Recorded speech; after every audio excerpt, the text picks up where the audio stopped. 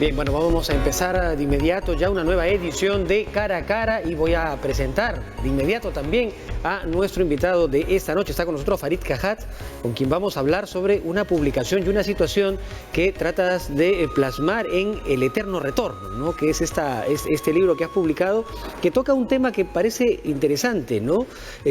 Tú lo llamas como El Eterno Retorno en función a cómo nuevamente la derecha radical está ganando muchos espacios en la política, un protagonismo singular. Sí, digamos que el título tiene que ver con un componente particular de la ideología de la derecha radical, que es el nacionalismo étnico. Un nacionalismo que había sido desahuciado desde el siglo XIX.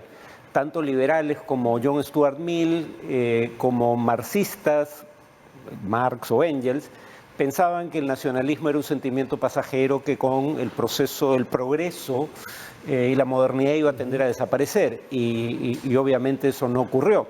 Luego de la Segunda Guerra Mundial se pensaba que con la Unión Europea, en un caso, con la integración, digamos, de los aliados soviéticos en una coalición basada en ideología más que en identidades nacionales, también nuevamente el nacionalismo iba a estar de salida y volvió por sus fueros. Entonces, digamos, se le desahucia regularmente, pero nunca desaparece. Si miramos América, podríamos decir Donald Trump en Estados Unidos, Jair Bolsonaro en Brasil, son los dos claros reflejos de este retorno.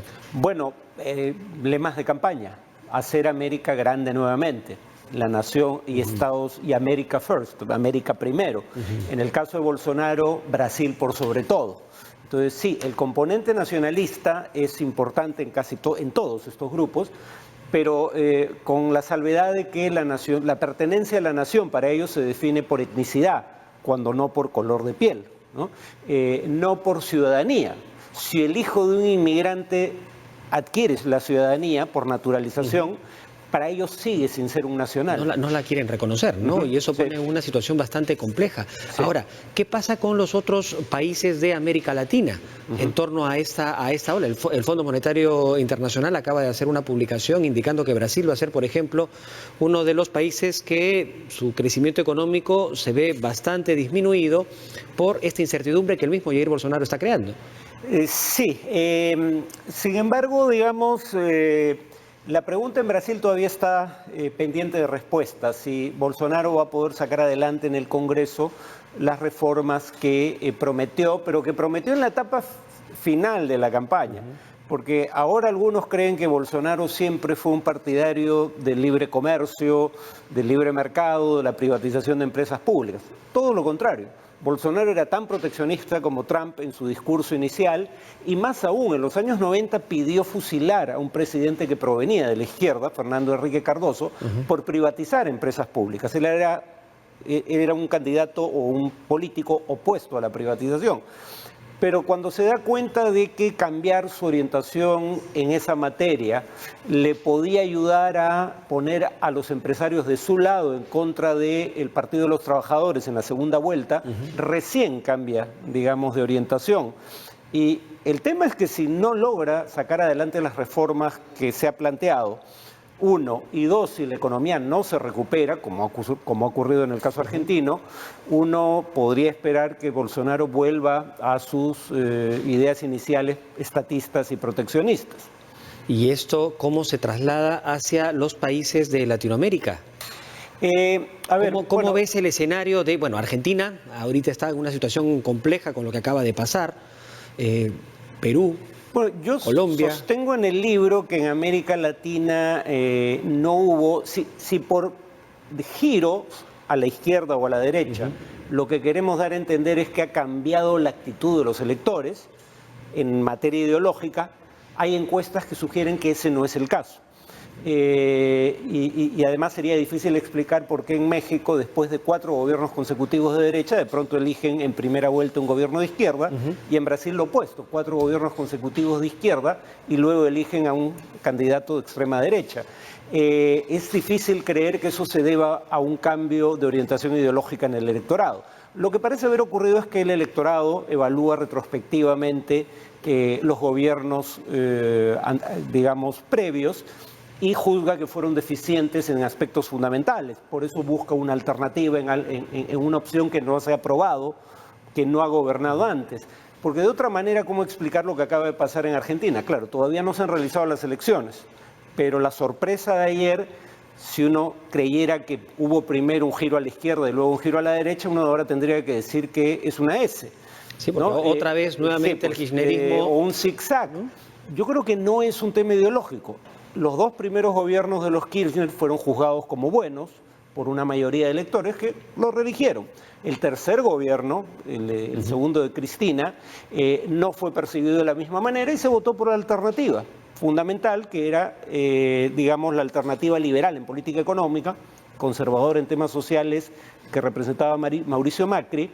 Y cuando los resultados económicos de la gestión de Macri no fueron juzgados como positivos, porque no lo han sido, vuelven a votar por el peronismo. O sea, la gente está juzgando el desempeño del gobierno, no si es de izquierda, derecha, en fin. No creo que ese sea el criterio con el cual deciden su voto. Ahora, Farid, probablemente la posición del mismo Donald Trump, la misma posición de Bolsonaro, está marcando con total claridad una especie de polarización dentro de los países, de estos países, de esos importantes países en ambas partes de América.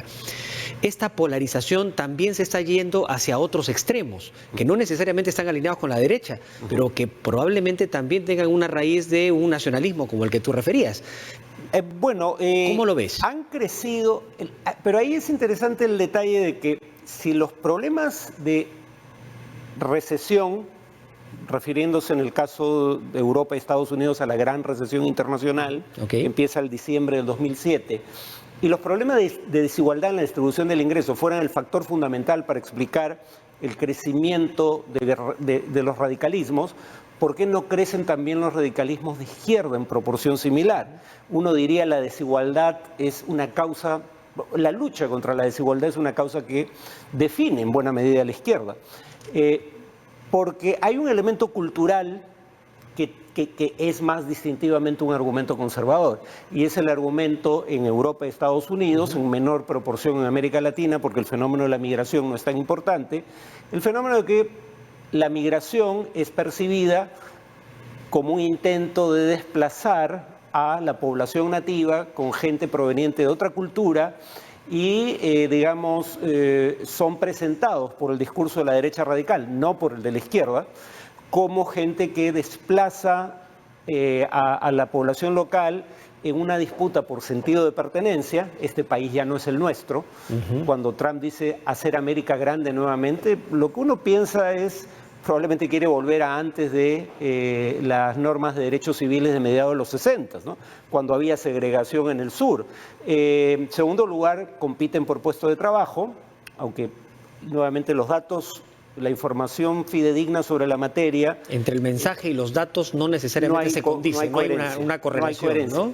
Pero lo importante electoralmente es que la gente sí crea que los migrantes les quitan trabajos y finalmente te quitan recursos públicos. Que lo vemos ahorita en una reacción inmediata de Jair Bolsonaro cuando dice, por ejemplo, en una frase respecto del resultado de la derrota de Mauricio Macri, que el pueblo gaucho... si esa gentecilla de izquierdas vuelve en Argentina, Río Grande puede convertirse en un nuevo estado de Roraima, ¿no? Haciendo referencia a lo que está pasando con los refugiados venezolanos que están yendo a esta zona de Brasil. Bueno, o sea, lanza como una especie de advertencia, ¿no? Lo cual sugiere que a él la democracia en Venezuela le tiene sin cuidado. Recordemos que él le pide a las Fuerzas Armadas, ya siendo presidente, que conmemoren el golpe de Estado militar de 1964 en Brasil, y tan poco le importa la democracia en Venezuela que no tiene ninguna expresión de solidaridad con los venezolanos que huyen de su país, producto del desaguisado creado por el régimen chavista. O sea, creo que para él lo que le molesta del chavismo no es su carácter autoritario, es que se reivindique de izquierda. Y es, digamos que poco astuto de su parte hacer eso cuando es altamente probable, uno, de que Alberto Fernández gane, y es con él quien se va a tener que entender cuando negocien acuerdos a nivel de Mercosur, por ejemplo. Pero en segundo lugar hay un antecedente en la propia Argentina que indica que probablemente el intento de influir en las elecciones por parte de un presidente de un país vecino sea contraproducente.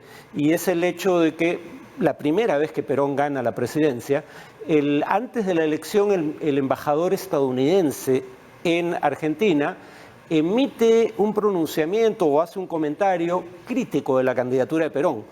Perón, que si algo era sin duda es astuto, de inmediato toma, digamos, el reto y dice: la elección es entre el embajador estadounidense y yo.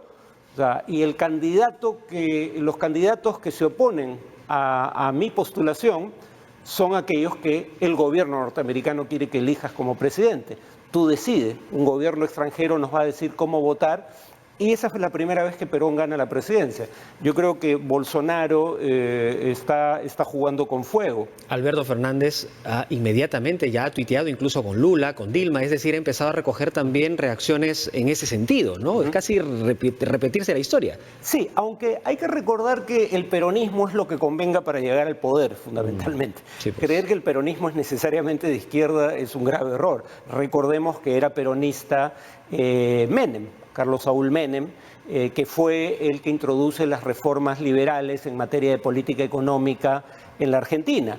Y luego Menem termina aliado de los Kirchner, de Néstor y Cristina Fernández de Kirchner, que presuntamente, digamos, representaban al ala izquierda del peronismo. Entonces, que el peronismo sea intrínsecamente de izquierda es discutible. El peronismo en Argentina generó a las dos fuerzas irregulares armadas que se enfrentaron antes del golpe de 1976. Tanto la Alianza Anticomunista Argentina como el Movimiento Peronista Montoneros, como el nombre del segundo lo indica, provenían en parte del peronismo. O sea, el peronismo ha tenido alas, digamos, que han cubierto todo el espectro político. Lo más conveniente en todo caso. Bueno, Farid, te agradezco mucho esta conversación. Siempre es interesante conversar contigo, escucharte en realidad. Y finalmente, esta es la publicación que acabas de presentar, así que vamos a invitar. ¿Qué es lo importante que podemos destacar de esta publicación muy brevemente, por favor? Bueno, algo que no digo en el libro, pero que creo que valdría la pena mencionar, es que en donde primero surgió electoralmente con éxito la derecha populista radical en Europa Oriental, la antigua Europa comunista, es donde ya empieza a retroceder. Pero en todo caso esto es una pugna política. O sea, el futuro no está escrito, va a depender de lo que hagan los actores políticos. Y esto nos va a ayudar, esta publicación nos va a ayudar a mirar con una mayor profundidad este escenario. Muchas gracias, Farid, por estar aquí con nosotros. Ha sido Farid Kajat conversando con nosotros aquí en TV Perú. Vamos a hacer una breve pausa y vamos a volver ahora a conversar con lo que está pasando en nuestro país, lo que ha sucedido hoy, por ejemplo, en la Junta de Portavoces del Congreso. La congresista Indira Wilca va a estar con nosotros tras la pausa. Volvemos.